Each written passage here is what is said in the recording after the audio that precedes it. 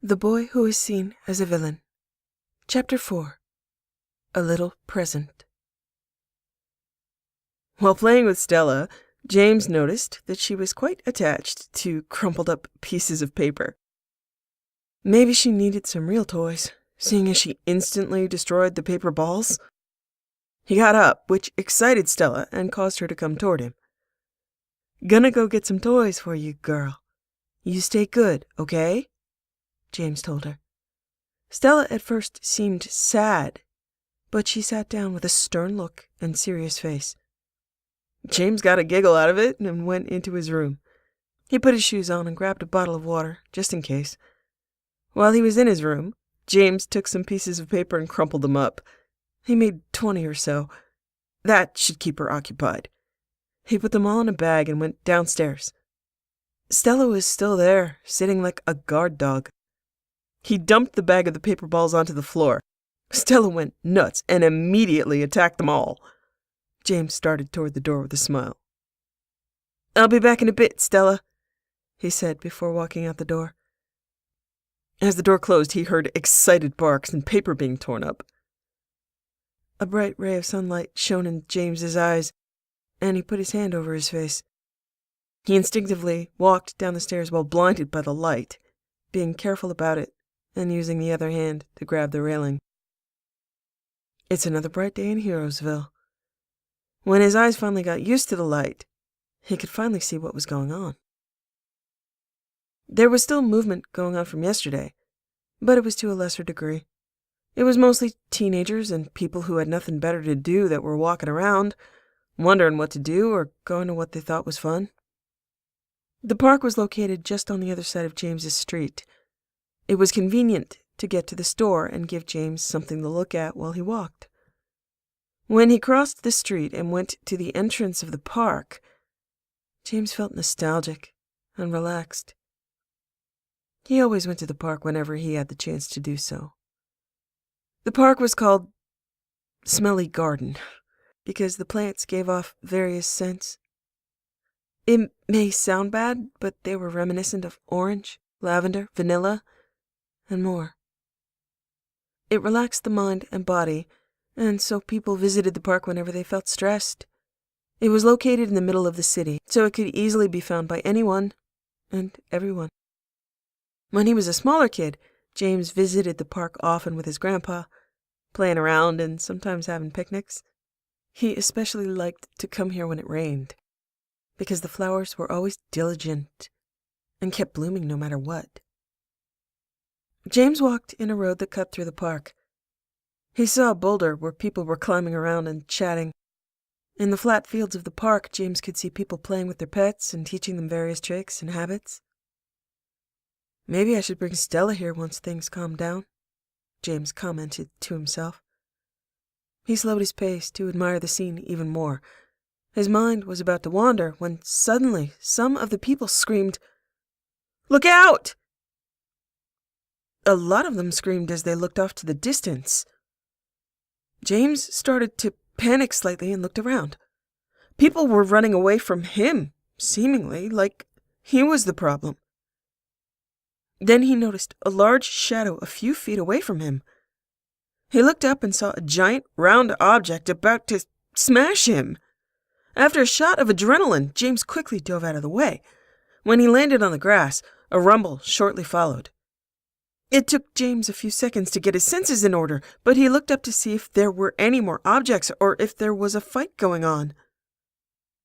Nothing. No invasion or fight between a villain and a hero.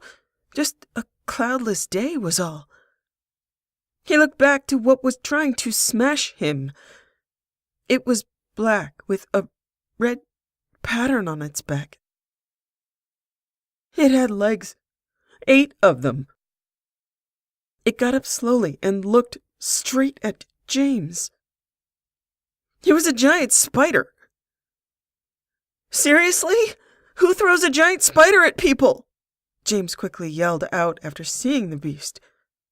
He looked around to see if anyone else was there, but he could only see running civilians. "No one threw a spider at you, villain!" a voice called out toward James. He couldn't believe his ears or his eyes. It was coming from the spider. It stood a few feet off the ground, staring right at James. It was a black widow with the body size of around 5 people. Its legs were pointed enough to puncture the ground where it stood. It wobbled a little bit before taking a sturdier stance. I have come here to nip the bud before it blossoms into a flower of devastation. Prepare yourself for combat. James was faced with a monstrosity. A giant spider was in front of him. Just what was he supposed to do? He'd seen fights like this before, but he'd never actually been in the... Will Arachnid Man win this epic fight? Is his decision really out there, or is it on the mark? We're about to find out. Who are you? And how did you get in here? I should ask you the same question. This is a very important scene in the story of this poor man who has led such a tragic life. Ever since he was cursed by that voodoo villain, he's been a giant spider with no special abilities. He can't make webs or venom, and he can't even climb walls effectively. His family, horrified. The civilians couldn't believe their eyes. He's an outcast among those he considered his friends and family. Now is his time of redemption. He has seen the story of the Red Cubed on the news and concluded that this man is working with him, only disguising himself as a civilian. Why else would he have stood so close to him and been so easily captured? He'll become a hero and win the affection of the people. So, I ask again, what are you doing in such an important part of this poor soul's life? Well, at least we've got why that giant spider is fighting James. His name is Arachnid Man. Right. Well, James, the one who's going to be fighting Arachnid Man, is currently undergoing an important turn of his life. So I am narrating his daily activities and important events. So, who are you again? I am Man Raider. I beg your pardon? Man Raider? One of the most well-known voices in the world? So you rate men? That is one of the most absurd things I have ever heard. No. I narrate some of the most important stories of the world. I am a man who narrates. Therefore, I am Man Raider. 3 R's, not 2. Well, this is an interesting dilemma. We're both narrating our own protagonist with the other being an antagonist. What should we do? Well, obviously, I'm going to keep narrating my hero. You can be in the corner or something. I don't care. Now leave us, as a great turning point is about to take place. This might be interesting. Very well. Continue to narrate. I'll just be over here, in case you need me. Well, we won't need you, for you see, this protagonist that you claim is the main hero is a false one. Let the true star shine. Let the real hero show what he has. Let the world know what this poor man is capable of. The face on that villain is shocked, to say the least. It appears going up that building and scaring the civilians was worth it for that incredible jump that he managed. He looked at him square in the eye and said, "Your days are numbered. Give up now or face justice." This was the moment he was waiting for. The villain, completely confused and flustered, said, "I don't know what you're talking about. You must have me mistaken for someone else." The nerve to suggest that he is wrong. This is not to be accepted under any circumstances. I know who I'm dealing with, and you're going to be stopped before true danger flourishes." Arachnid Man says this with confidence. The look on that villain's face is, "Hey!" He started to run deeper into the park, into the green and trees. This will not do at all. Arachnid Man isn't used to his new legs, but he strides with all of his skills.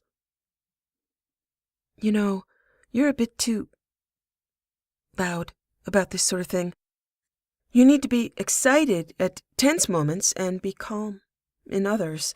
That way, the situation seems more important, and an audience can become more enthralled." "Did I ask for your help?" "No, I did not. Now keep quiet before I throw you out of here." "This is my story, too." "Irrelevant. Anyway, on to the story after I was so rudely interrupted." "Just trying to help is all." Arachnid Man follows the villain into the small woods. His legs are getting caught in branches and twigs, and he even trips sometimes. But he will not give up. This is what makes a hero, to go with what they think is right and follow their dreams. A clearing. Arachnid Man goes in the middle and starts to slowly rotate. His senses are acute, and he can see anything that moves. That is the advantage of having so many eyes, even though they were dizzying to him when he first got them. He couldn't make head from toe, but now he has the reins on them. He is the master of his newfound body. He will win the day. He will have his family back. Movement to the right. He looks over and sees a vaguely human-shaped creature running away. "You can't run from justice!" Arachnid Man warns the villain of his imminent doom. He follows quickly behind, taking the biggest openings in the trees. This mini forest cannot protect the villain for long. Within a few seconds, Arachnid Man sees a clearing ahead, and he also sees the human running. Now is his chance. Now is his moment. He bursts out of the forest, and there is the villain. He had his doubts, but now he knows that he is the same man. The villain runs desperately from Arachnid Man, knowing full well that he would lose no matter what. But he cannot outrun one who has so many legs, and who trained himself to use them effectively before doing this. The villain looks back and loses his footing in the process. Now he has no chance. "At least give me a chance to defend myself." The villain dares to mock Arachnid Man. He will have no such luxury. "You shall have no such luxury," Arachnid Man speaks. Great minds think alike after all.